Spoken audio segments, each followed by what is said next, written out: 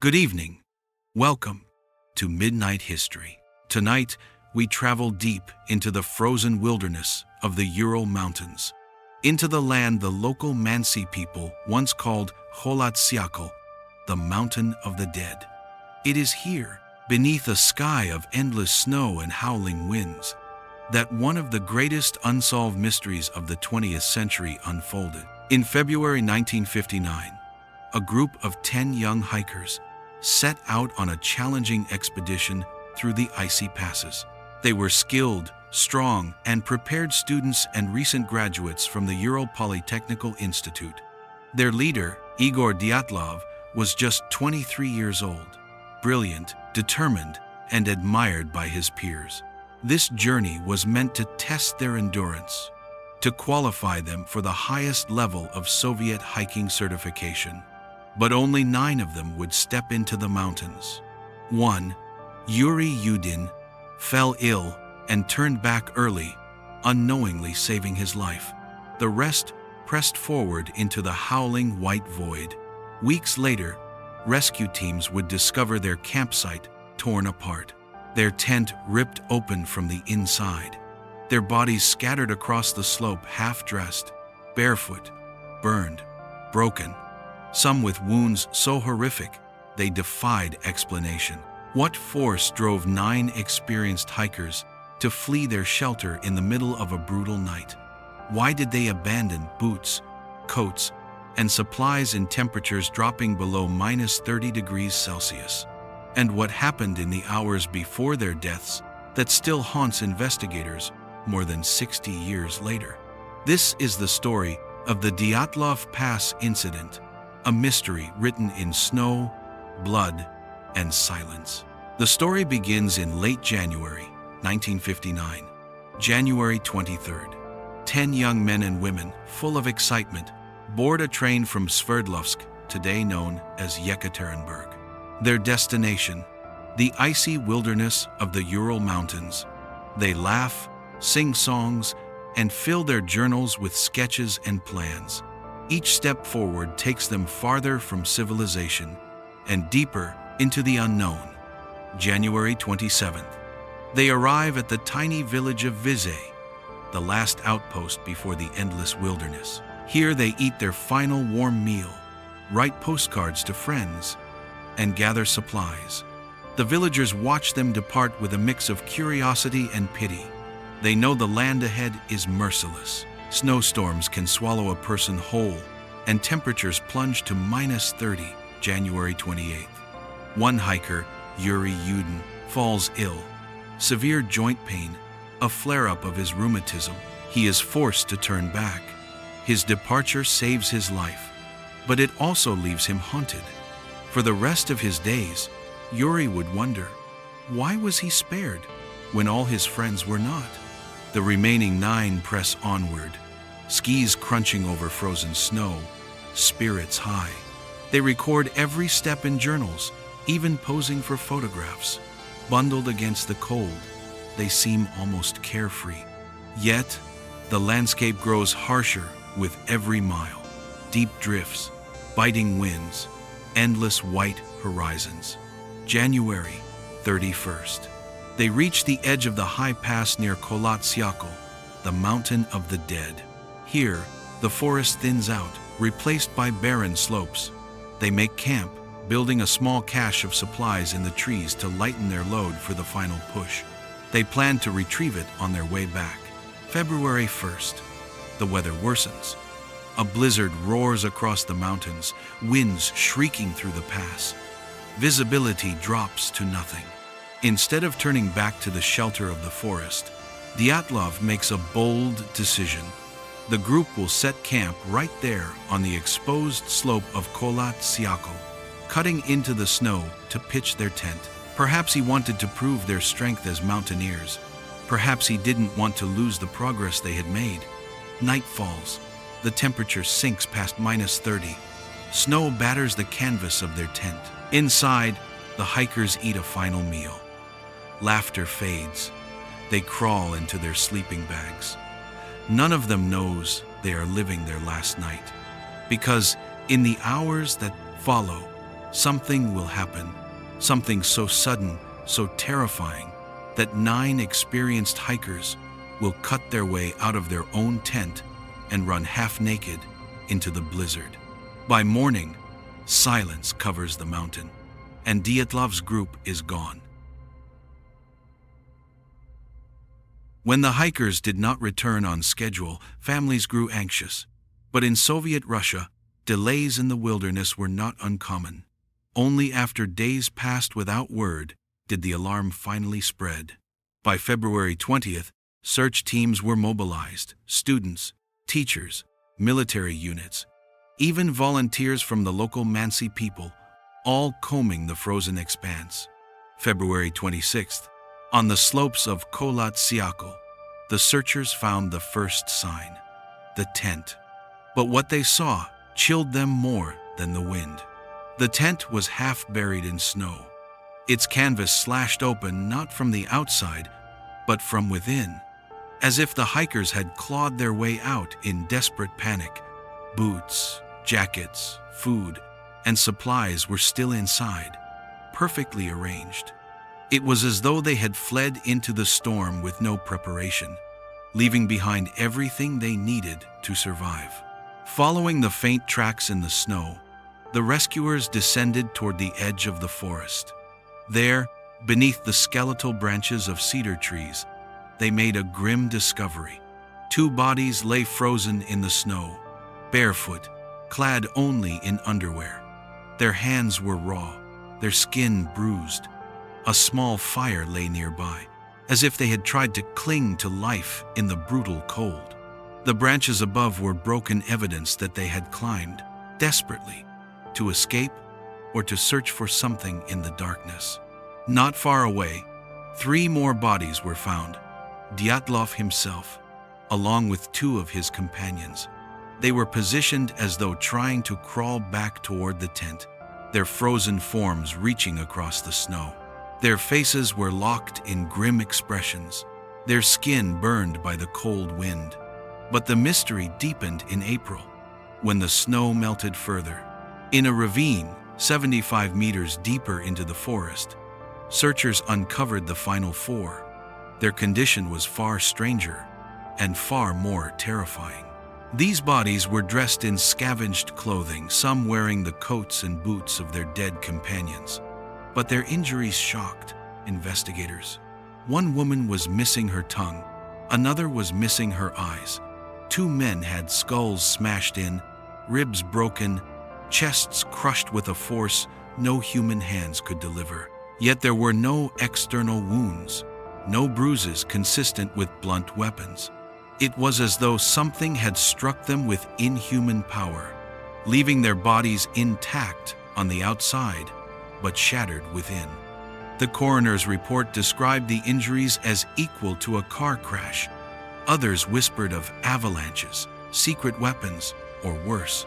And even more strange, traces of radiation were found on some of the hikers' clothing, glowing faintly under tests. 9 young lives, scattered in the snow, a ripped tent, barefoot tracks, brutal injuries, and a silence the mountain never broke. The Soviet authorities quickly declared the deaths were caused by a compelling natural force. But what force? What nightmare could drive seasoned mountaineers to cut open their only shelter, flee barefoot into a blizzard, and meet such horrific ends? Theories, explanations in the snow. The Dyatlov Pass Incident has haunted historians, scientists, and conspiracy theorists for decades. With no witnesses, no clear cause of death, and injuries beyond explanation, the void has been filled with theories, each more unsettling than the last. The avalanche theory. For many years, investigators leaned on the simplest explanation: an avalanche. Perhaps snow collapsed onto the tent, forcing the hikers to cut their way out in panic. In the chaos, they fled into the storm, only to freeze to death. The crushing injuries in the ravine could match the weight of snow, but the site revealed no signs of an avalanche. The slope was too shallow, the snow too stable. The tent was still standing, and the footprints suggested calm movement, not blind terror. If an avalanche struck, why was the tent still upright? And why did they walk rather than run for their lives? The Mansi attack. Another theory points to the local Mansi people, indigenous hunters who lived in the region. Could the hikers have angered them, trespassing on sacred ground? The name Mountain of the Dead gave weight to the rumor. Some believed the Mansi had struck with silent precision, but the evidence told a different story. The Mansi helped in the search. No signs of struggle, no defensive wounds, no footprints of strangers were found. The Mansi dismissed the idea as absurd. They respected the mountain, but they had no reason to kill. Military experiments. Others turned their eyes toward the Soviet military. In 1959, the Cold War was burning. Some suggested the hikers had stumbled into secret weapons tests, parachute mines, chemical dispersals, even radioactive experiments. The burns on the bodies, the strange orange skin, the radiation on their clothing all fed this suspicion. Declassified documents later revealed military activity near the pass. Rockets tested in the sky. Strange glowing orbs reported by other hikers that same night. Was Dyatlov's group collateral damage in a military experiment gone wrong? Or did officials hide the truth to protect state secrets? The infrasound hypothesis. In the 21st century, scientists proposed a new idea. Infrasound, powerful winds sweeping over the pass, could create a low-frequency hum, inaudible to human ears, but capable of inducing panic, dread, and disorientation. Could this explain why 9 skilled mountaineers slashed open their tent and fled? Driven mad by sound, they may have stumbled into the night, only to meet the cold. Yet this theory cannot explain the broken bones, the missing eyes, the tongue torn away, the paranormal. Beyond science and reason lie darker whispers. UFO sightings were reported in the Urals that winter. Bright lights in the sky. Some insist the hikers were victims of alien contact, their bodies damaged by forces unknown to Earth. Others say they encountered something older, spirits of the mountain angered by their intrusion. The Mansi. Legends warned of Kholat Syakhl as cursed land. The Mountain of the Dead was not named lightly. And then, there are those who see only chaos. That 9 young people, caught in a perfect storm of cold, fear, and misfortune, simply broke down. No mystery, no conspiracy, only tragedy. But the silence of the mountain makes each theory heavier, because every explanation leaves something unanswered. Why were the bodies radioactive? Why were the injuries so extreme? Why did they flee into certain death? More than 60 years later, no theory can explain everything. When the rescue teams finally brought back their reports, the case instantly shook the Soviet Union. Authorities could not ignore what had been found. An official investigation was launched in Sverdlovsk in early 1959, bringing prosecutors, forensic doctors, and even military personnel to the site. The investigators noted from the beginning that the scene was bizarre and chaotic. Why had the tent been cut from the inside? Why were food supplies, boots, coats, and diaries left behind as if the hikers had fled in a panic? Bare footprints in the snow suggested they had run out almost half-dressed into a deadly night of -30 degrees. The autopsies deepened the mystery. Some victims died of hypothermia, but others bore catastrophic injuries, fractured skulls, crushed ribs, and massive internal bleeding. Strangely, there were no corresponding external wounds, almost as if they had been struck by a tremendous but invisible force comparable to a high-speed car crash. Several details stood out. 2 victims were missing their eyes. Another, Ludmila Dubinina, had no tongue. Traces of radiation were detected on the hikers' clothing. Their skin had turned a strange orange hue, their hair prematurely gray. In May 1959, after months of inquiry, the prosecutor issued his final statement. The hikers died due to a compelling natural force, one they could not overcome. The files were stamped, classified, and locked away. No official explanation was ever given. For decades, the Soviet government kept the documents hidden, fueling rumors that they knew far more than they admitted. Why radiation? Why no clear avalanche? Why close the case so abruptly? When the USSR collapsed in the 1990 seconds, fragments of the original files were finally released. But instead of providing clarity, they only deepened the enigma of the Dyatlov Pass, the remaining mystery 65 years later. The Dyatlov Pass Incident remains one of the world's most chilling unsolved mysteries. Science, conspiracy, and folklore still compete for answers. Delayed avalanche theory. Recent computer models suggest the group camped on a slope where a small avalanche could have struck. It might explain why they fled the tent in panic, but many mountaineers argue the slope was too shallow. No avalanche traces were ever recorded. Katabatic winds and infrasound. Some meteorologists argue that rare weather conditions created violent katabatic winds, producing low-frequency sound waves that cause panic, confusion, even hallucinations. Could the hikers have fled in terror, driven mad by sound no human ear could properly hear? Military experiments. Others insist the Ural Mountains were being used for secret Soviet weapons, testing air mines, rockets, or even chemical weapons. Witnesses in nearby villages reported glowing orbs in the night sky. Could shockwaves have caused the strange injuries? Was the case buried to hide military mistakes? UFOs and the supernatural.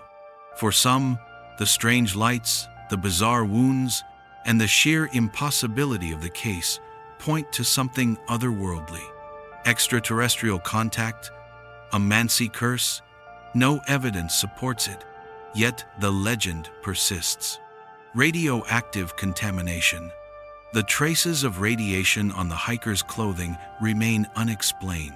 Some theorize the group stumbled upon secret nuclear experiments, others that contaminated gear was issued to them by mistake. Yet, not one theory explains everything. The cut tent, the missing tongue, the massive internal injuries without trauma, the glowing orbs in the sky. Today, Dyatlov Pass is both a memorial and a mystery. Visitors still hike to the windswept site where a simple stone monument bears 9 names. The snow covers the secrets, and the wind whispers questions no one can answer. The official files closed with a single phrase: they died due to a force beyond human power. But history refuses to accept that answer. In the frozen silence of the Ural Mountains, the truth remains buried, half legend, half tragedy, and wholly unforgettable.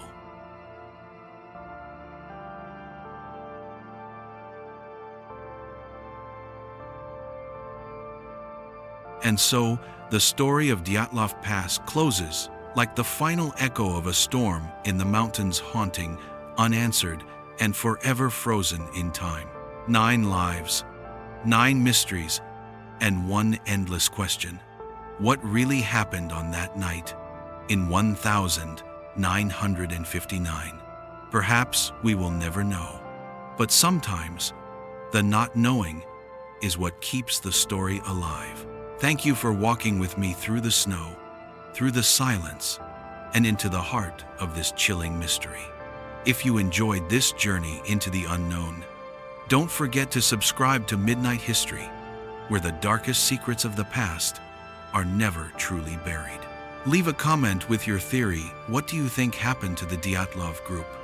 And now, as the night deepens, I wish you peace, rest, and haunting dreams of history. Good night, and until next time.